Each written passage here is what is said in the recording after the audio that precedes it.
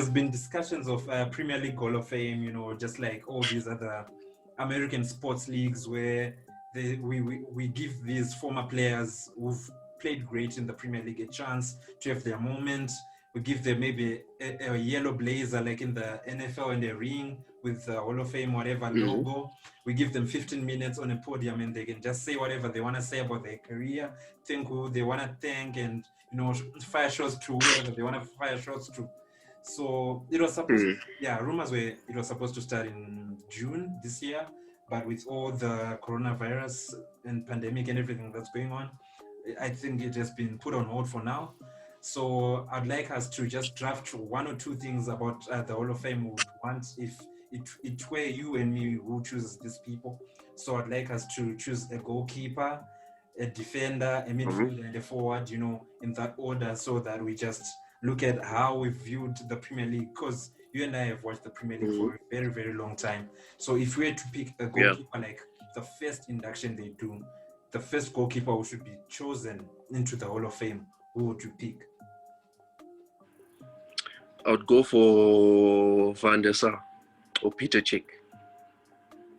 You gotta choose one and tell me why you're choosing this one. I'll go for Van der Sar. Why? Because of what he's accomplished. That no one doesn't know. Van der Sar led United to massive titles.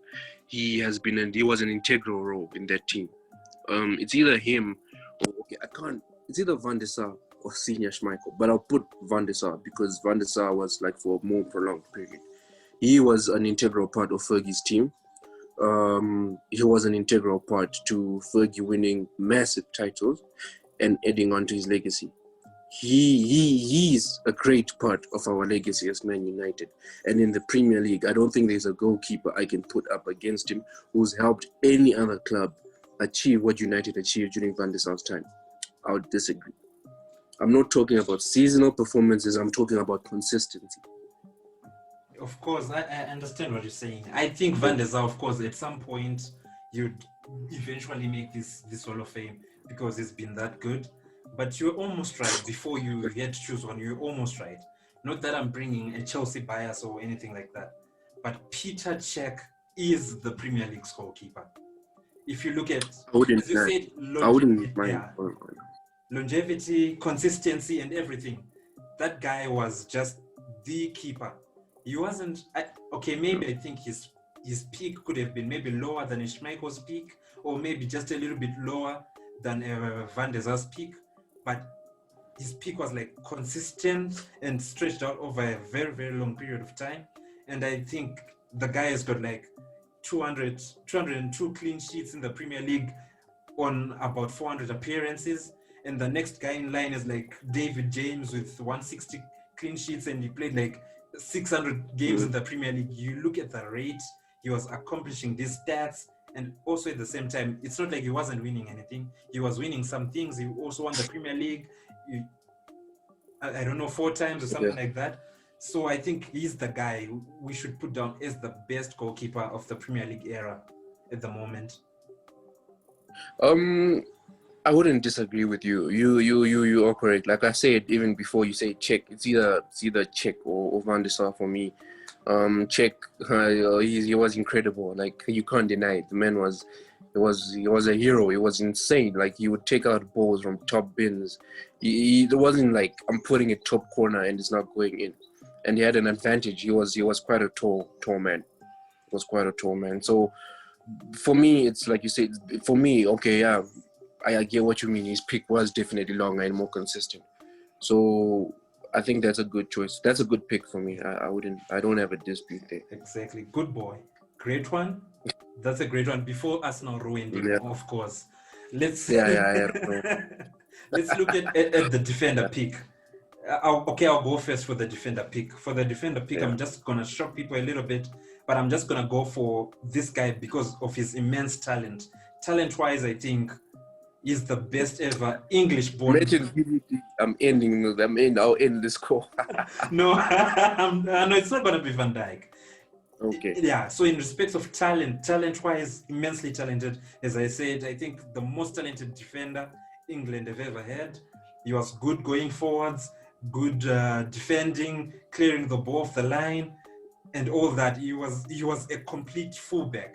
I'm gonna pick a fullback, not a centre back for my defender. I'm going to pick Ashley Cole. I think Ashley Cole was what I wanted in a left back. Ashley Cole was great. Ashley Cole, you could go forward. Of course, not as good as Roberto Carlos and people like that. Those guys were just extremely good going forward. But you could also go forward and support the team in an attacking phase. But when it came especially to defensively, he could defend. I think Juan Bissaka took a lot of lessons from that guy, because that guy could defend. It's not normal these days to get a fullback who can do both, going forwards and coming back and defending, Yeah. I would pick Ashley Cole.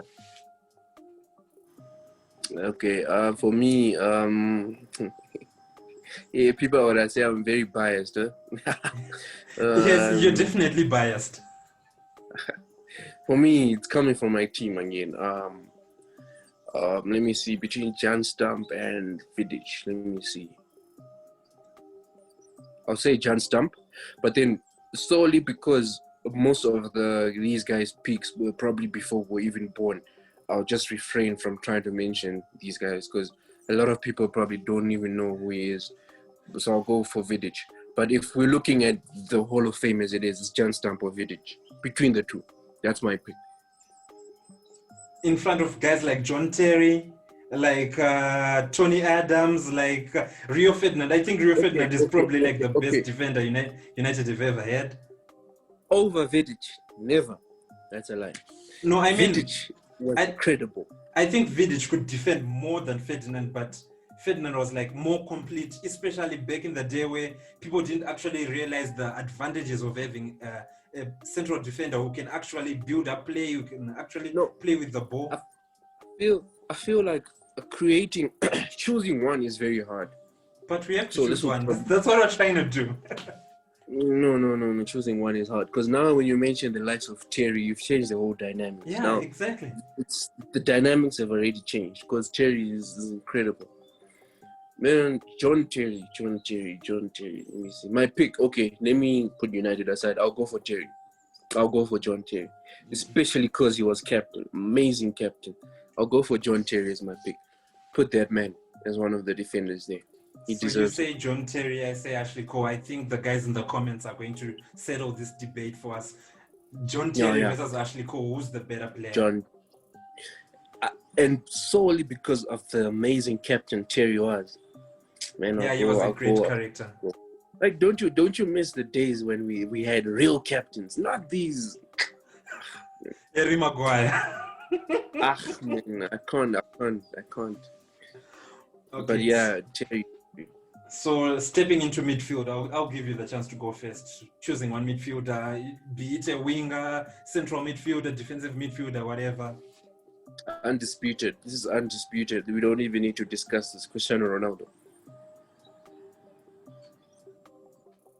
Undisputed. Can you say Ronaldo though? Because I feel like Ronaldo's time would come. Wait. I'm saying Ronaldo's time is going to come. Of course, eventually he's going to be in a Hall of Fame, like we're saying. But for the fact that, yes, he had, like, I think his two last seasons. Ronaldo. It cannot be a thing without Ronaldo. His last 2 seasons at United were extremely good. But like, it's like when he left and went to Real Madrid, he then had an even higher peak at Real Madrid. Like, his best years were at Real Madrid and not at United, if you understand what I'm trying to say. Yeah, I understand that, but you should also understand one thing. Ronaldo left left United relatively early. Right? Yeah. You definitely expect him to peak. Look, Ronaldo, when we mention guys like Ronaldo and Messi and the likes, these guys are abnormal. That's what you should know. These guys can peak and peak and peak again, So it's expected that he was going to peak. He's not a normal footballer. He's abnormal. So for me, solely off the work he did in the Premier League, No player can do what Ronaldo was doing. Forget that Ronaldo and Rooney combination was poisonous. You know, everyone, goalkeeper's nightmare. Ronaldo is my pick, and I'm not changing. Wow. No ways. Wow. Ronaldo. Wow, you caught me off guard there. You caught me off guard. But if I have to choose one, I have to choose the guy who I consider to be one of the greatest captains I've ever watched in the Premier League, one of the greatest central midfielders to ever grace the Premier League. It has to be Roy Keane. It has to be Roy Keane because he was there when this kept the world. When this United thing was starting up. I think the first title, I think it was there 1992 until about 2005 at United, when they were winning everything, the glory days where United were like the only team. Then Arsenal came, then maybe Chelsea started coming up, but he was the guy for United. Of course, he wasn't the face of the franchise because the way he played, you know, it wasn't marketable. He couldn't be marketed as much as a David Beckham or something like that. But he was like Alex Ferguson's guy before they disagreed. Like, he was Alex Ferguson on the pitch. He directed everything. He was like the leader. He was the guy. I would pick him over Ronaldo. I don't know what you think about I agree with your pick, and I understand where you're coming from. Keane was incredible. Look, we can't dispute. Okay, people might just think the captain armband is just for decoration. No. You know that a captain can lead an average team to glory just off the mentality you instill in your team. Just off the mentality you instill. So...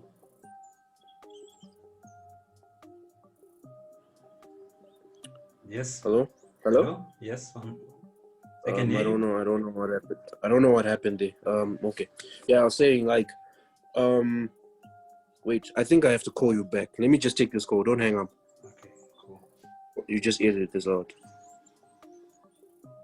What was happening there? Okay, let's continue. Yeah. Yeah, for me, I'll take Ronaldo over Keane because the way Ronaldo won, the way he was playing, Ronaldo was an incredible player, guys. Like, he did things we probably won't see in the Premier League again. And just based off that fact, we can't take it away from him. We can't take it away from him. It's impossible. Like, I can't see any man taking...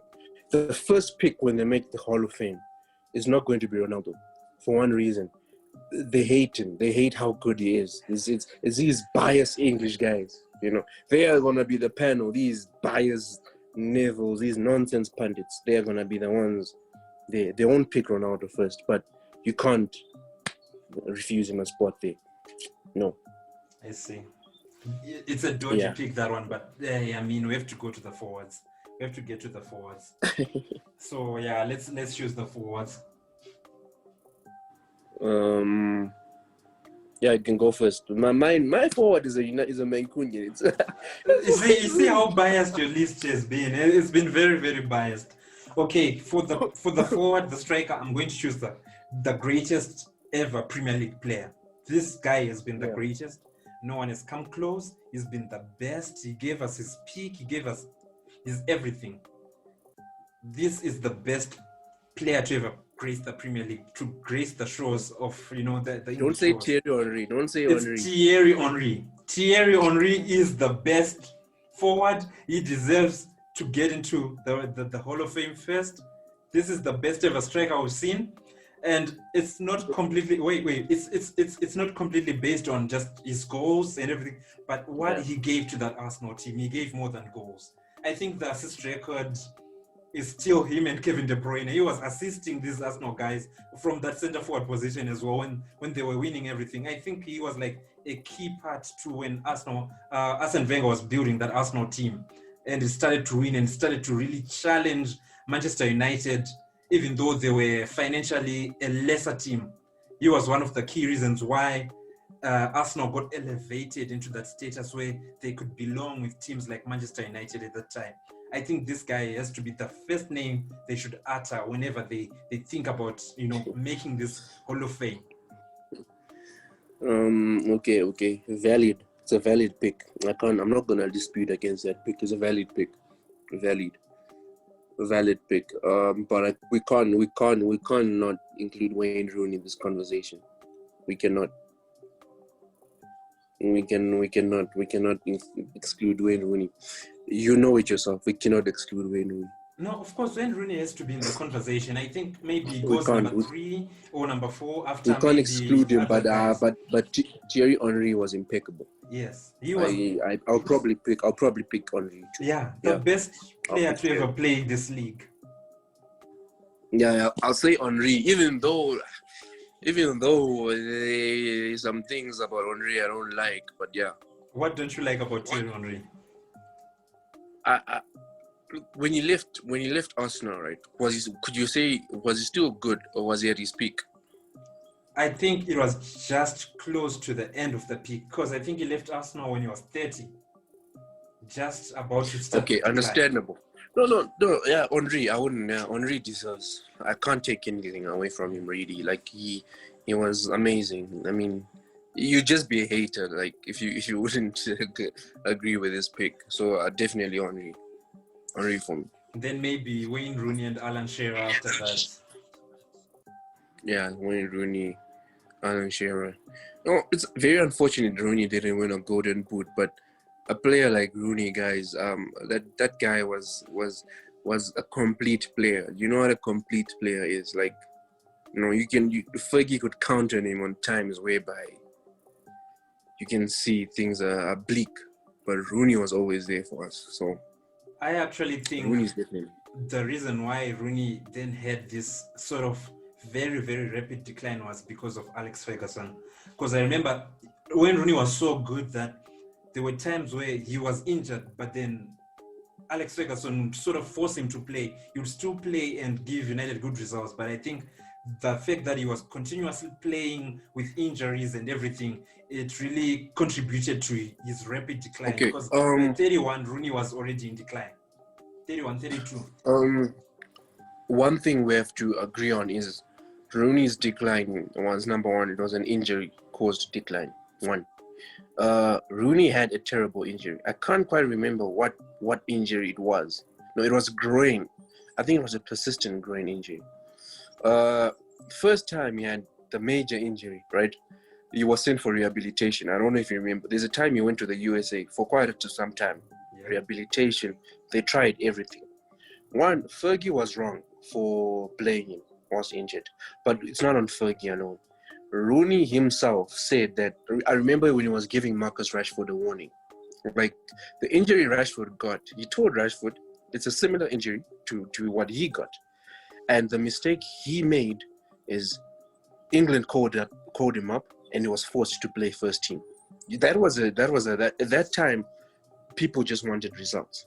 They weren't thinking long term about the player's career, but it did damage his career because he played with a persistent injury, and that's not good for anyone. So I put the blame mainly on England national team. And then we come to Fergie. That persistent injury was a problem. They shouldn't have played injured. They were both wrong for that. I understand, but I will say this: Fergie broke him. He broke that guy. That guy was supposed to be even greater for a longer period of time. That was Ferguson's fault. Say, Alex, no. You did a lot right. Even selling Pogba the first time, that was a lot of good work. But broke decision that, but okay. Okay, no. At least we're done with this Premier League Hall of Fame topic. So we'll discuss more topics in the coming weeks. Thank you so much for watching. I was there, Tinashe, with Brian, the TnN Show. Thank you very much. Out. Thank you for watching TK Sports. For more awesome content from this channel, please subscribe. And also, engage with us on our social media platforms down in the description below.